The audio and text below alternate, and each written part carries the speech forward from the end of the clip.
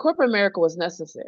Let me just say that it was necessary for me because the transferable skills, Mm-hmm. whether it was negotiation, whether it was politics, whether it was leading by influence, all of those things I use today, whether it was how to communicate effectively via email or in person, all of those things were necessary for what I do today.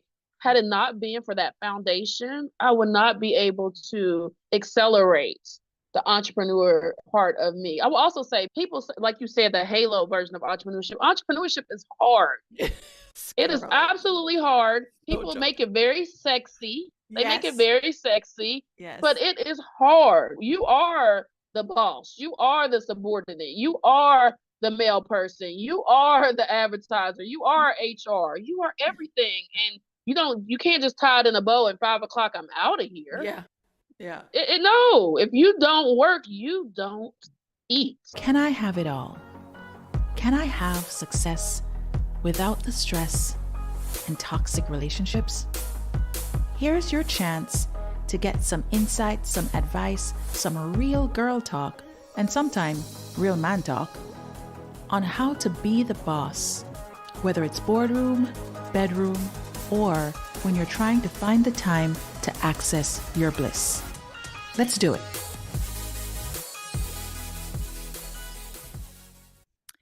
Hey there, balanced lady bosses. This is Stacy, and welcome to another epic episode of the Balanced Lady Boss Show. Today, I am joined by this fabulous lady in the funky glasses. You can already tell we're going to be talking about some fashion stuff, right? Fabulous lady, Mrs. Tracy Palmer, who is a native of West Virginia and has spent the last 20 years serving in a variety of professional capacities in higher education, workforce development, and corporate leadership. Now prepare for the reinvention twist, y'all. In that time, she has worked in roles ranging from instructor to senior director to managing director to currently performance partner community builder for Goody Nation. And I'm a Goody Nation fan. Can I just talk about that for a second? And it's all about, Goody Nation is all about where she's coaching diverse entrepreneurs and how to scale their companies for growth. Now, these very corporate and more traditional sounding opportunities have afforded her the privilege of developing and mentoring impactful leaders from all over the world. Now, the other part of Mrs. Palmer that we're going to spend some time talking about today is where she is a serial entrepreneur herself, and she currently serves as the co-founder of Smooth Avenue, which is a live selling fashion platform whose vision is helping people find confidence through clothing. Now, I'm going to Yes. stop there, Miss Trace, because, by the way, folks, her bio is going to be available in our show notes as usual, and we'll link all the juicy details to all of Tracy's platforms. But first of all, Tracy, welcome to the show. Thank you, thank you, thank you for having me. And yes, well, I know what Stacey hasn't said in the bio is we met through Goody Nation, a Yes, kind of de facto Goody Nation. yes, But yes. I'm so glad to be here. Awesome sauce. And I'm very happy to have you. Now, the Balanced Lady Boss season 5, which we are in the midst of shaking things up a little bit, is all about reinvention. And so, in our conversation today, I'm really looking to pull out those gems on moments in your journey where you have found yourself going through reinvention. And it's like that continuous process. And we, these people here, where we Yeah, recognize that life is really about continuous reinvention, right? So yeah, yeah. let's start off with our boardroom conversation and talk to me about this corporate climb that you did and then the big shift. Whew, I don't even know where to start. Like I thought, like I always tell people when I was growing up, like when you're growing up, they ask you, what do you want to be? And they ask you what you want to be when you don't even know, like barely your name and how to tie your shoe, but they start asking at an early age. And I remember the answer I used to always give was a businesswoman and a fashion designer. I don't know, God knows why I used to say that. But fast forward, my life has been a businesswoman and a fashion designer. So I mean, who would have ever known? And so I think about I thought that I was going to retire from corporate America. I was good at it. rose through the ranks rapidly throughout my career at a young age, and then was able to work with senior folks who were able to mentor me. And I thought that I was going to retire from there. I worked for one organization for about 7 years, and I was like, yeah, I love this. I'm good at this. I went from being a program manager to being in like the main person there. I had 40 people on my team. I was working all Atlanta operations. And then God has a funny sense of humor, right? I always tell my friends and people I'm coaching that I believe God has this pebble theory. Like he throws a pebble, then he throws a rock, then he throws a brick, then he throws a brick wall. And all throughout my time in corporate America, I would get those moments, whether it's driving, whether it's those times you can shower, where it's showering, you get all this download of information, and I ignored it because I was good at corporate America. I was good at executive leadership. I was always in an accelerator, I was always handpicked for leadership development. I think I did the American Express leadership. I did Bank of America leadership. I was always doing these accelerators and leadership programs. I was good at it. But God was throwing pebbles and rocks the whole way. Mm-hmm. And I remember this pivotal moment for me. It was probably more of a brick at this point. I had one of my direct reports who was over my whole education department, and she turned around in her chair and she said to me, "You got to do this fashion thing." And I'm like, "What? We wear blue, black, and gray every day. Like, how are you? Like, we wear bankers' uniforms every day, and we teach people how to interview and how to code switch. And you turn around in your chair telling me I need to do this fashion thing." And I just remember that as being like the brick wall. But again, when you're in executive leadership, you're working 70, 80 hours a week, you're taking phone calls, you're answering emails, you're barely spending time with your family. Yeah. And I just was able to push out the voices of doing the other. Yeah. Because I was so busy. And so I remember, and so here's the brick wall, right? So I got the pebbles, I got the brick, I'm up to the brick wall. I went into my doctor's office like on a Thursday or Friday. And when I went in, she was like, "You have to have surgery on Tuesday." I'm like, "Huh? Excuse me. What you talk about?" Knock, knock. When did this appointment? What? Yes. So I went in and she was like, "You have to have surgery on next week. And here's your appointment and you have to report in." And so I went in for that appointment and I was scheduled to be out for 6 to 8 weeks. 6 to 8 weeks. And 6 to 8 weeks in executive leadership, you have a huge team. You're all in operations. I'm like, my mind is exploding. Also, at the same time, parallel, there was just some political things happening in our office. Mm-hmm. So you had the political thing, and then I have to go out on surgery, and I'm like, oh my goodness. And so I went out on surgery, and God just began to download all the things that I wasn't quiet enough to hear while I was working in corporate America. And I heard him clearly say, "You are not to go back." And I'm like, what? Huh? This is my identity. Yes. This is what I'm good at. This is what I know. People are waiting on me. I'm mentoring people. I'm succession planning. I'm doing all these things. And I heard it clear. Like, he's like, "You're not to go back." And I waited all the way up until the 11th hour. I think around midnight, maybe 11:50 something. Because again, I'm one of those business people. I want to be on time. I sent a resignation letter, and I haven't looked back. Now, I will say this. I had a moment of doubt, right? So I stepped away. I started my business, and here's the irony of how God has a sense of humor. I left, and the pandemic hit 2 weeks later. I left, started my new business, and the pandemic hit 2 weeks later. Wow. Right. And so I was just like, you know what? So doubt creeps in. You know, we have those voices. We all have those voices. Even though you're successful, you have those voices. Absolutely. And even though I was working my business, because we could be candid here, like my business was like a side chick, right? Like it was like a side relationship, yes. Right? Yeah. It wasn't fully the marriage, right? And you know how it wasn't fully the marriage. Oh, I know. I get it. And so I wasn't giving it 300%, because when you're an entrepreneur, you gotta give 300%. There's no such thing as 100%. Yeah. So what I started doing was I started looking for other opportunities in executive leadership, even though I knew it's not what I should have been doing. But I had that doubt and I had that fear, and I was used to the stable. You know, that stable every 2 weeks. You have 6-figure income, 401k, all these things. I drove good, lived good, could do whatever I wanted, buy whatever I wanted. I was used to that comfortable way of thinking. And so I took a role for 3 or 4 months later as a managing director. And I was like, this is my dream job. Yes, I'm going to take this job. And I was probably 30 days in and I hated it and I knew I wasn't going to stay. And so again, back to the brick wall, God kept on depositing like the business. And so I was working the business more and more and more, but I'm loyal. I'm of that generation where you're taught to stay a place. Yes. It's about being loyal, 2-week notice, Yes. resume progression. And so I was like, I'm going to give them a year. And I made it to about 2 weeks before my year was up. And then God started dropping the pebbles again. I was like, I'm listening this time. And I haven't looked back ever since. Wow. Wow. Okay, Tracy. The gems already in just the first few minutes.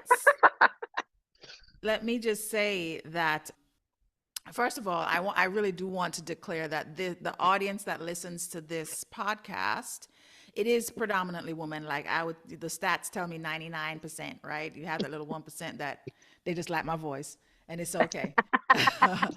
And I do have a lot of professional women who are in corporate that listen. And for them, as it has been for me, it's like therapy, right? It's like listening to all these different stories of women that know the path, you know? And one of the things that you said there that I think is something that has been true for me, even in my shift from one corporate job to the next, or in the shift from corporate to entrepreneurship, and has been true for most of the guests that I've had on here, is when you talked about going into that space of surgery and having to be home, that you finally had a moment where you were quiet enough. Yes. Quiet enough to hear the still small voices that are telling you what you're not hearing when you're just busy doing the 80 hours a week. Absolutely. And you're drowning it out on purpose, right? Ooh. You're drowning it out on purpose because we're taught safe. We're taught to be safe. And because we're taught to be safe, we drown out anything that is outside of that box. Yeah. And so I knew what I was supposed to do, but I was safe. Yeah. God was like, not safe. I am a spiritual person first. And I believe in that first. And so if faith is about not being safe, it's about risk, right? Entrepreneurship is about risk. And so I just, as I always say, as green in the face as I was, because I felt sick to my stomach when I heard God say, you ain't supposed to go back. I ain't gonna lie to you. I was green in the face. I felt sick to my stomach. I was going to the park walking. I was miserable because I knew what he told me to do and I didn't want to do it. But he was like, we're going to talk through this thing. And it took me all of the 6 to 8 weeks to have the courage in order to not be safe anymore. That's good. That's really good. Now, when you say you shifted into, before you decided that you were going to go full time and you were in that moment of self-doubt and let me make sure that I am still able to earn and take care of myself and my family, etc. Do you now regret that move, or was it another step, another opportunity for you to learn? What was that upon reflection? No, I don't regret it at all. I will actually wish I would have did it earlier. Now, in hindsight, looking back, you can always say, oh, I wish I made this decision. I wish I did that. As scary as it was, it's the best decision I could have ever made. Not only for me, but for my family, because this is about generational wealth. Just about generational wealth. I have a good friend that said to me, wealth is attracted, not pursued.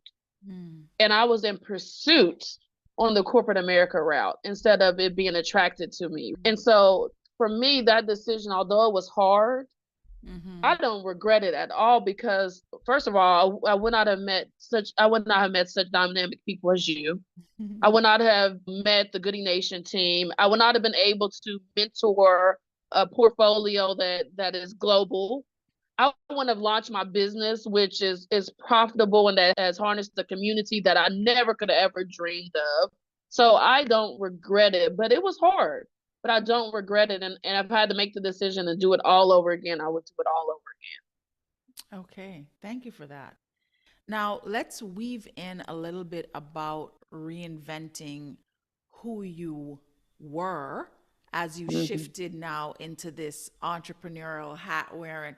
Because you did say something else in there where you were like talking to your boss, hey, no, we wear black suits and blue, navy blue, and we do the thing. And you're like, she's telling you to go do the fashion thing. And you're like, lady, look, we got work that we do and it looks like this. Okay. So clearly you had to go through some of your own reinvention in order to really fully step into your becoming. Absolutely. It's almost, and I was telling this to a friend, it's almost like being in a cult. And you have to like just like change mindsets. It's like shedding, it's a metamorphosis. I just remember, and particularly as a woman of color, when we're in corporate America, if the dress code is blue and black, we have to wear blue, black, pearls, straighten our hair. We have to do the extreme, right? Because we are taught that we represent the whole culture, right? We represent all Black women. We represent, so we do it to the extreme, right? And then to be in leadership where other people are watching you. So if I show up with pink pants, I'll never forget. This is a true story. So we did blue, black, gray. And knowing I've always been a fashion mind. I've always loved fashion. I always loved it, but you kind of suppress it. And I remember I had one of those moments. It's so funny. Our dress code was blue, black, and gray. We did not deviate from that. And one day I remember I was like, I'm wearing these pink pants to work. Was it Breast Cancer Awareness Month? It was not. Okay. I wish I would have thought to use that as an excuse. But I was like, I am wearing these beautiful pink pants. I had purchased these beautiful cuffed pink trouser pants. They were lovely. They were wide legs. They were beautiful. And I was like, I am wearing these. And my husband was like, are you sure? And I was like, I am wearing these. And I remember wearing them to work. My boss didn't say anything. I wore them. And then the next day I went back to blue, black, and gray. And then maybe a few weeks after that, she was like, you know what, Tracy? She was like, I respect everything you do, but I had somebody on your team come to me and complain that why couldn't they wear pink because Tracy had on pink. And it put me back in place, for lack of better words. It put me in the town hall square where I was like, okay, I'm humiliated almost. And I stopped again. But I'm still shedding some of the things from corporate America. Yes, in the fashion business, it's about being your authentic self. You express yourself through clothing. Sometimes when I'm invited to a meeting, I go back into that mindset. Like, oh, I need to wear my St. John suit. I need to put my pearls on. Are these braids okay? I go through that, and then I have to shake it off. And you know what, Tracy? Show up as who you are. That's the gift. That's the calling that God. That's the assignment. That's the assignment. Even last week when Gooding Nation had our summit here in Atlanta, and I wanted to wear this dress, and it was calling my name. It was calling my name. I was like, I'm gonna wear this dress. I'm gonna wear some sneakers. And I kept thinking, I'm not gonna wear this dress. I'm gonna stand out. And I wore the dress. And when I tell you how many people have came up to me and have followed up with me as a result of me remembering me from that dress and having a conversation. So, you know, your gifts make room for you. Your gifts make room for you. Fashion is my gift and has made room for me. And so God did not put me in this place of authenticity to not be authentic. Yes, girl. I'm going to have to figure out how I'm going to do all these snippets. You know, when you're marketing the podcast, you got to snip it. Okay. So you actually pointed out something very important just now, because I think sometimes, and I take this very seriously from a responsibility perspective, I think sometimes, especially now that entrepreneurship is almost like haloed, you know, it's almost this, the thing that persons revere, and you're thinking, oh, corporate is crap. And I don't believe that at all. I think the intention behind these conversations, which is exactly what I'm getting to with the point you just made, is to help persons to recognize that amplifying their authenticity in every part of their lives allows them to become more of who they are. Because there is no such thing as balance and having everything working at the same time. But that authenticity, when you talk about your gifts making room for you, and you talk about shedding the past layers of yourself that no longer serve you, because even when you're in an entrepreneurial position, you still had that thinking like, oh, do I really want to show up as me? Or do I need to play it safe? That is absolutely true. And I will say this. corporate America was necessary. Let me just say that it was necessary for me because the transferable skills, whether it was negotiation, whether it was politics, whether it was leading by influence, all of those things I use today, whether it was how to communicate effectively via email or in person, all of those things were necessary for what I do today. Had it not been for that foundation, I would not be able to accelerate the entrepreneur part of me. I will also say, people, like you said, the halo version of entrepreneurship. Entrepreneurship is hard. It is absolutely hard. People make it very sexy. They make it very sexy, but it is hard. You are the boss. You are the subordinate. You are the mail person. You are the advertiser. You are HR. You are everything. And you can't just tie it in a bow at 5 o'clock. I'm out of here. Yeah. No, if you don't work, you don't eat. That's right. And so people make it really sexy. And don't get me wrong, there's some liberties that come with each, right? There's the safety that comes with a corporate America, but there's the politics that come with it. And then there's the not so safe with entrepreneurship. So it's a juxtaposition. I always say to people, both things can exist at once. Good and bad can exist in both. And so there's pros and cons, plus and deltas and everything. It's really about finding out, what do we say in entrepreneurship? Product market fit. Yes. It's the same thing. Product market fit for each person. What is the product market fit for you? Yep. It's for you. And it may be corporate. It may be entrepreneurship. It may be a little bit of both. Yeah. But you have to decide what the product market fit is for you. And then be willing to do the work to make it happen. And be willing to do the work. Woo, be willing to do the work, because entrepreneurship requires a different set of stresses that you don't have in corporate America. Yes, the politics are within, right? Yeah. In corporate America, the politics are around you. The politics are within. There's some mental politicians going on up in here, girl. Oh my gosh. They might be louder than the ones in corporate America. There's a whole caucus happening in my head. Oh my gosh. And my caucus starts as soon as I hit my feet on the ground. As soon as I hit my feet on the ground, my caucus is like, did you forget about this? Did you forget about that? You know you gotta do this. You know you gotta do that. It starts as soon as I open my eyes. Sometimes I tell my husband, I don't even want to get up and pee in the middle of the night because I don't want the caucus to talk to me. That's good. That's good. I love that. And that's a perfect segue for us to actually start talking about bedroom, because you said you get up in the middle of the night and tell your husband when you're getting up that I don't even want to get up to pee. Like I want to, which is also a real thing for perimenopausal women. That's a whole other subject. I don't think we're going to be able to touch on it today. Maybe when we reconnect over dinner or something, we can catch up on that part. For sure. But let's talk about your bedroom. Like, how has your journey with your husband been through all your reinvention? Listen, I love my husband so much. He has seen me through so much reinvention. And it's so funny because having a partner, and you hear stuff. I hear stuff, but then you have to go to your partner and be like, listen, I heard God say this. And he always, I would say, every situation, every time I had to pivot, he will always just say, I support you, babe. I support you, babe. And I know in his mind, he's like, what has she got me into this time? Because he knows what if I say I'm doing something, that means he's doing something too. He's doing something too, but he always supports me even when it's hard, even when it's difficult. He never was like, I don't know if that's a good decision. He never has said that. In all my pivots and all my iterations, he never said, babe, I'm not sure that's a good idea. He never said that. He always says, I support you, babe. And so I think it's important, whether it is a spouse, a partner, whatever it is, that you have to identify your support system. You have to identify your support system. And it doesn't have to be this wide net. It's probably really this really small group.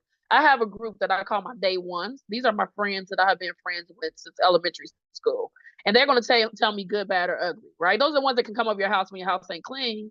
Those are the ones that will come to the hospital when you have surgery and they're going to clean you up, right? Those are my day ones. And so you have to find your support system, because whether it's entrepreneurship, whether it's corporate America, you got to have folks that speaking life into you, even when your head is not speaking life into you, because we're human, right? We are, like I said, we are as yin and yang. We are both. And sometimes we hear negative voices out of our trauma, right? Out of Mm-hmm. the things that we've experienced. And Mm-hmm. sometimes we need a support system to say, you know what, it's going to be all right. I will also say this, and this is true for me. I have to stay connected, right? I am a spiritual being.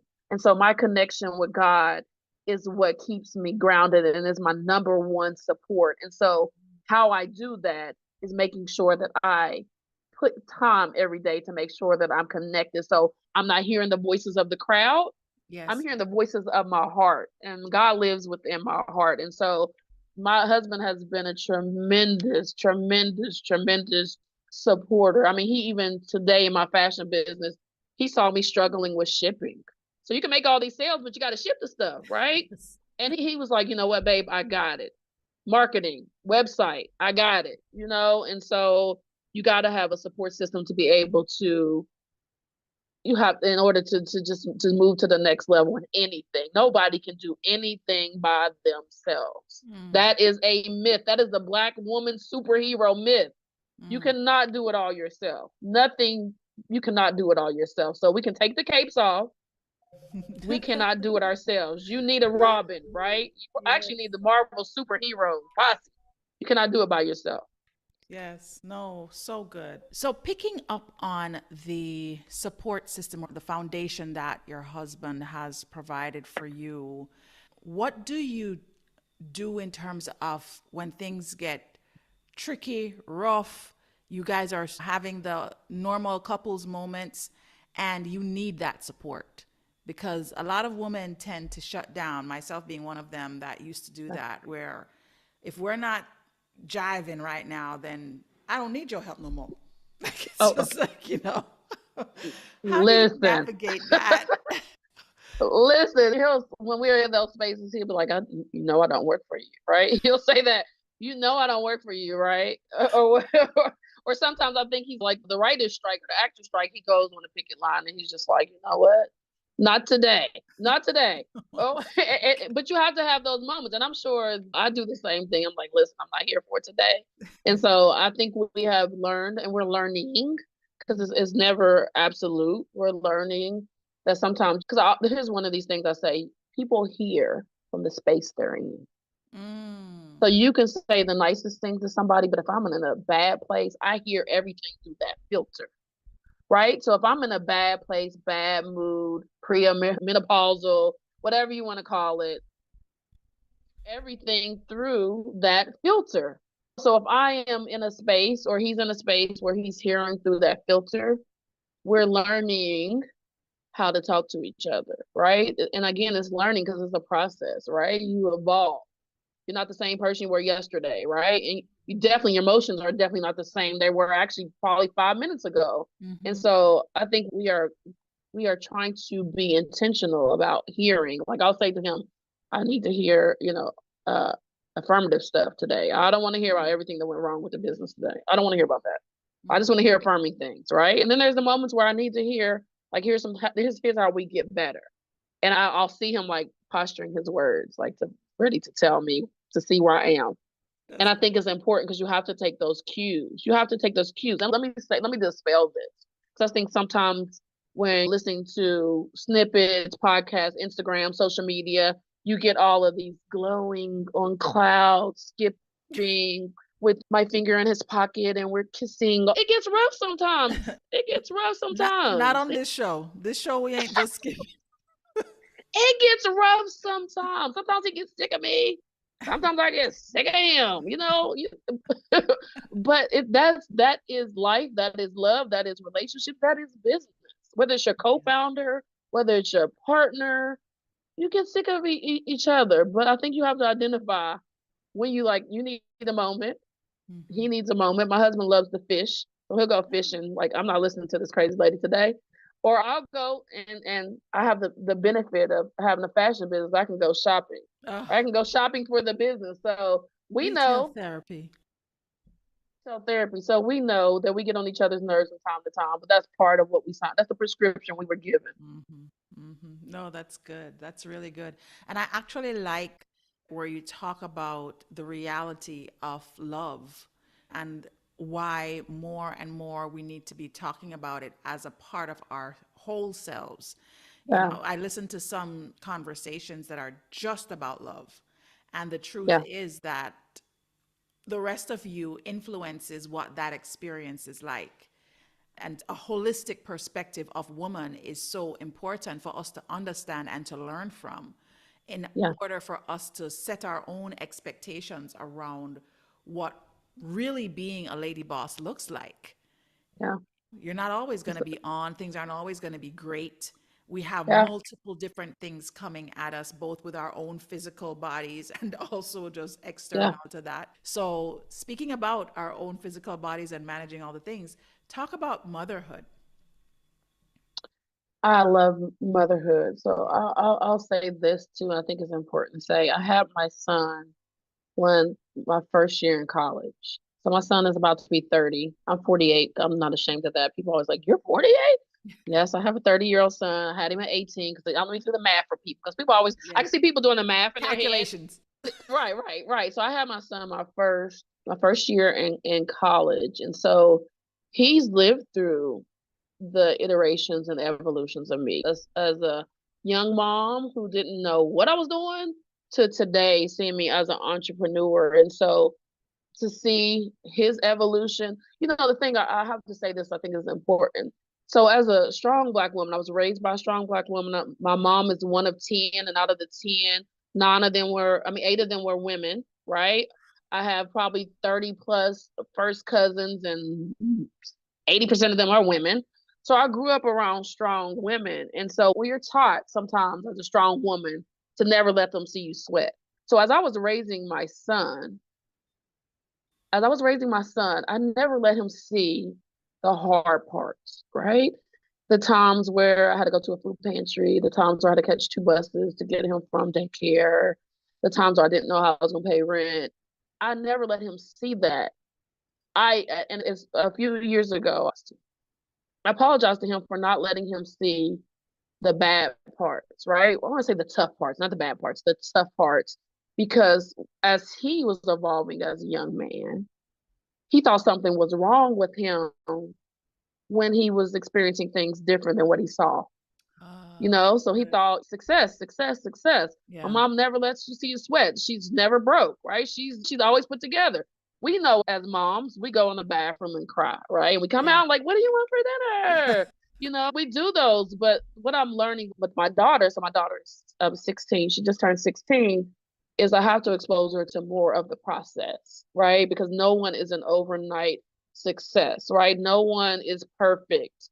Pressure, stress, failures come to everybody. And in the protection of trying to protect them from that, he wasn't exposed. We all build our immunity through exposure, right? Yes. So you can Yes. only build immunity if you're exposed to something. And so that's the lesson I think from that I carry with me heaviest from rearing my son is I didn't show him those parts. So when he had things that didn't look like success, he was scared to even approach me about it because he was like, "Oh, my mom will think I'm a failure." My mom never had any issues like that. Yes, I had plenty of them. I had a son at 18, so that's the lesson that I think I've learned and that I'm trying to push forward for my daughter as she grows up. I actually like the way that you put that. Let her see more of the process. Let Yeah. them see more of the process. And it's your becoming process. Yeah.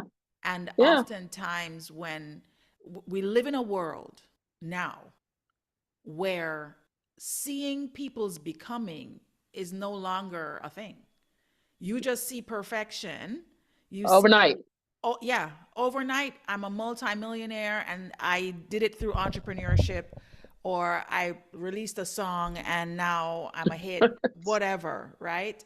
I love that, allowing them to see the process, especially in a world where now we are being taught that there is no process. And it's Absolutely. almost like you have tangible evidence of that because it's on social media. Absolutely. You got to share that. You got to share that part. I always say I don't covet people's positions because I Mm-hmm. don't know what it took. I don't know what was broken, Mm. how they were Say broken in that. order to get to the platforms and the spaces that they're in. that capacity that was built. Capacity is only built through stretching. Yeah. Right. And so somebody's capacity I'm coveting, but I didn't covet the stretching. I don't know what came with that. Yes. And so I'm very careful. I'm very careful to say, oh, I want to be that, or I don't covet that. I don't covet that stretching, because the capacity that you have is not mine to carry. And so part of that process that is needed to see is the growth, the stretching, the breaking, the rebuilding, the pivoting. It's all of that. It's not just the award. It's not just the accolade. It's not just the letters behind my name or the salary. It's a process, and it changes sometimes day to day, year to year. I am no longer the person I was. I'm not even the same person I was 6 months ago. Yeah. Oh, that's good. And so that's important, because I think people just think they are supposed to arrive. I meditate. I try to meditate every day, right? And the other day I was meditating and I heard these two words, right? It was next and now.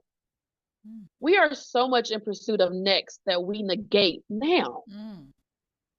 We are so in love with the next thing, because we're taught, okay, you go to school. Oh, where are you going to college? You go to college. Where are you going to grad school? Where are you going to work? Where are you going to retire? When are you going to have some kids? When are you going to win? And so we're always searching for the next. And then when we get the time to reflect back, it's too late. And now we are pining over what was. And so it's really important that in our search for next, there should be some ambition. Don't get me wrong. In our search for next, that we're not missing the scenery of now. The juice is in the journey, girl. Oh my gosh, the juice is in the journey. The other thing I heard in the same, as I was meditating, is rejection is the prescription for growth. Yes, it is. Rejection is the prescription for growth. I can't tell you how much rejection I have had. Oh my gosh. But that's the process that we don't talk about. How many no's? How many you can't do that? How many of you're not worthy did you get? How many you need this and you only got that? How many of that did you get? You don't qualify. You're too young. You're too old. You're a woman. You're Black. How many of those things did we get before we got to the point where we're like, you know what? This is who I am. So rejection is the prescription for growth. Yes. It's you can't skip it. Yes. It's part of the process. It is. And what actually just came to me as you said that is self-rejection is also a prescription. Yes. But sometimes we get so stuck in our own thoughts of rejection. So you go back to the filters that you were talking about earlier. Yes. When you are hearing from where you are, if you are in a space of self-rejection, even when somebody's telling you yes, you could be hearing no. Yes. Yes. You know? Yes. So it always starts with the you and the now that you are in. Absolutely. In order for the next to be anything different. Absolutely. Oh, I'm just getting, I just have so much life from this interview. I'm just like, yes. I used to have the hardest time celebrating successes because I was always waiting for the other shoe to drop. Ooh, yeah. I was always waiting for the other shoe to drop, but I came to the conclusion that how am I dishonoring God by not just being grateful for that moment? Because in my mind, I'm like, oh, got this award. What's next? Yeah. And I never stood in, okay, oh my gosh, this is the answer to my prayers. Yeah. This is something I could even thought of doing 3 years ago. So I just started thinking like, man, how ungrateful do I come off if I can't even just sit in, bask in what he has done for me? Yeah, be with. Yeah, it's hard. Like when you actualize a part of your becoming, you actually go through a process of reinvention, and now you're and then you go, it's almost like a flower that goes through its blossoming. You never take a moment to actually smell the sweet fragrance that you are. You don't. You know? You get so scared of opening up as the flower, right? That, oh, somebody's gonna think I'm better.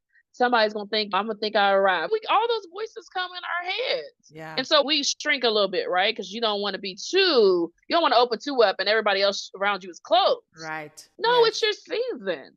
It's your season. And your season is not my season, and my season is not your season. But this is my season for my flower to be open. How dare me close my flower when he's Yeah. watered it to be open fully. Yeah. Yeah. That's so good. Oh my gosh. Okay. Okay, I'm gonna be here talking to you all night, so I need to. We need to just have like lunch. We need to catch up off, Yes, outside, yes, outside of absolutely. the interview.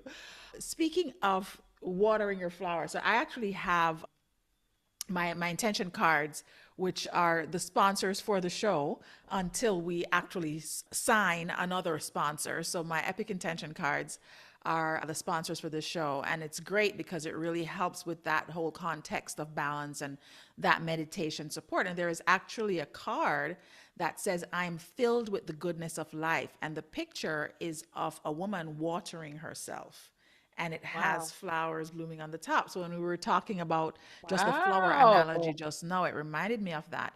And the whole point of being filled with the goodness of life is going back to that self-care. So we're going to shift Yeah. into the conversation about bliss. And I would love for you to share with me and with the community just how do you take care of yourself with all of these very big things that you're doing and this beautiful family that you support? How do you take care of Tracy? I think first of all, like I said, I've said at the beginning, I'm a spiritual being, right? I serve, right? I am meditation, prayer is what I do. I try to do it every day. Try to do it every day just to be centered, right? So that I'm hearing from a good place, right? And not from an emotional experience place. I'm hearing from a God place, right? So that's where I try to start. I find myself when I don't have that meditation, I don't have that prayer, I find myself being really anxious, Mm. right, throughout the day. And so that is important for me.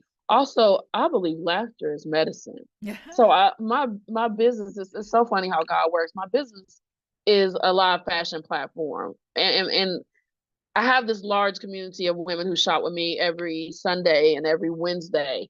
But it's so funny how it has evolved. It's most people, yes, they're purchasing, but they tune in to laugh. So it is me and my co-founder are cousins. We are cousins. We grew up on the same avenue, Smoot Avenue, which is the name of the business. We grew up on the same avenue. So we have a chemistry because she's part of my day one circle. So we Right. laugh, we cut up, and we have fun. And so I would say laughter, I would say the meditation. I would definitely say I am a family person. I love being around family. It is important to me. I just had my grandbaby. She's almost 9 months. Listen, when I tell you, I know I've heard this before that grandbabies change you. They change you. Let me tell you something. Oh my gosh, they change you. So that really brings a lot of joy. In addition to my son and my daughter, my husband, my whole family, my bonus grandbaby, my son's girlfriend. Like, listen, I like to be surrounded by family. I think it is good. But then here's also the thing. You also have to have some time with self, right? Yes. You have to have some time with self because again, it goes back to the quiet. You got to hear what God is telling you to do. So those are my self-care. Of course, I do a little retail therapy. Yes, I do a lot of retail therapy, but those are the things, and they change, depending on what my needs are. They change from time to time. Sometimes I'm booed up with my husband. Sometimes I'm Yes. with the grandbaby. Sometimes I'm with my children. It just changes depending on where I am. But the absolute constant is I'm going to be in that church and I'm going to be worshiping because worship is my secret weapon. Hmm. That's where I lay it all out. That's my therapy. That's where I boohoo crying. I get the snotty girls crying. That's where I do it because that's where my release is. So all that toxin, all the negativity, when Yeah. I'm worshiping, I don't feel renewed. I am renewed. Renewed. So everything I was stressing about after I get out of worship, I'm like, what was I stressed about? It just changes the atmosphere for me. Wow. Wow. Lots of options there and opportunities for our community. I think maybe many persons listen to the show and just fast forward straight to the bliss part so they can get ideas for how do I find my bliss when I'm in my busy state and not feeling balanced and want to get back to center. Maybe I should actually probably do that. Just do snippets of the bliss section so persons can get ideas. That's an idea, Stacy. That's a Yeah, good we can idea. do Yeah, yeah, yeah. That's a good that. idea. Okay, so we are actually at the end of our time together today, Tracy. Would you believe it went by very quickly, It did. which is always the case. But you have That been means it such was an good conversation. That means it was yes, good conversation. amazing interview, really great conversation. Now, all my guests, whenever we're getting to wrap up the show, I always ask for something that they can share with the community. And for this season, I'm asking for you to share whether it's a thought or a phrase or a quote, anything that you think would serve someone who is going through their own reinvention and may need just a little bit of encouragement. What would you share? It's a quote that I always think about and ponder on. It's by Oprah. It is, if we wait for perfect conditions, we will never begin. If we wait for perfect conditions, we will never begin, because perfection is a construct. And we are waiting for everything to align before we make the leap, when we're supposed to make the leap anyways, because perfect conditions will never come. So if we wait for perfect conditions, we will never begin today. Begin without having everything. Begin without having a flow chart. Begin. And as much, and I'm probably dating myself. I remember this Michael Jackson video. I think it was Beat It, and he was dancing down this sidewalk, and every time he stepped on one square on the sidewalk, the next one lit up. That's our journey. God doesn't light up the next step until we are obedient by stepping on the step before it. And Mm, so that's so you don't have a perfect condition. You don't have the whole sidewalk lit up. Just step on the one. mm-hmm, Step on the one to start your journey. mm-hmm. Oh, so good. Ooh, juicy. Okay, we'll have so many gems that have been collected just in this conversation, even ones that I didn't recap. I'm gonna have to do a whole debrief after this one goes live, just to focus on the gems that we've gotten. But I really want to just say thank you so much for joining the show today, Tracy. I'm sure that you have shared lots of insights that we can use in our own lives. And I would love for you to come back on a future epic. I'm sure there'll be another conversation we can have in the future.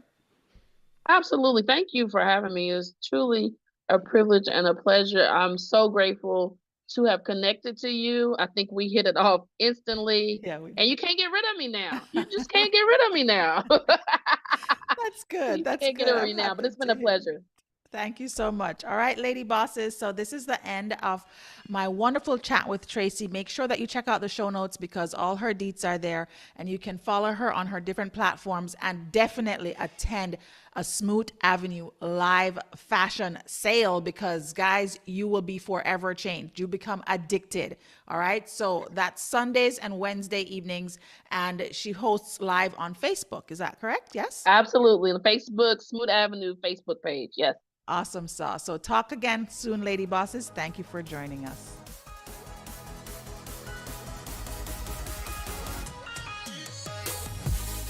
Thank you so much for joining us for another epic of the Balanced Lady Boss Show. It really means a lot to know that you have chosen to join our community and to listen in to all the insights and gems that are dropped by my guests, or if it's just me on our episodes. And of course, to show our appreciation, we want to make sure that we're providing you with value-added resources. And you can check those out on our landing page, balancedladyboss.com. Now, for those of you who want to make sure that you are staying up to date with all the latest, you want to hit that subscribe button. And there's more. You want to check out our YouTube page. Just look for Stacey Hines on YouTube, and you'll be able to see the videos of the Balanced Lady Boss Show epics. That's right. All our guests, well, most of them, have chosen to allow us to video record these epics. So you can check those out on our YouTube page, along with other useful insights about living an intentionally balanced life. Stay tuned, guys. There's more goodness to come from the Balanced Lady Boss Show. Take care.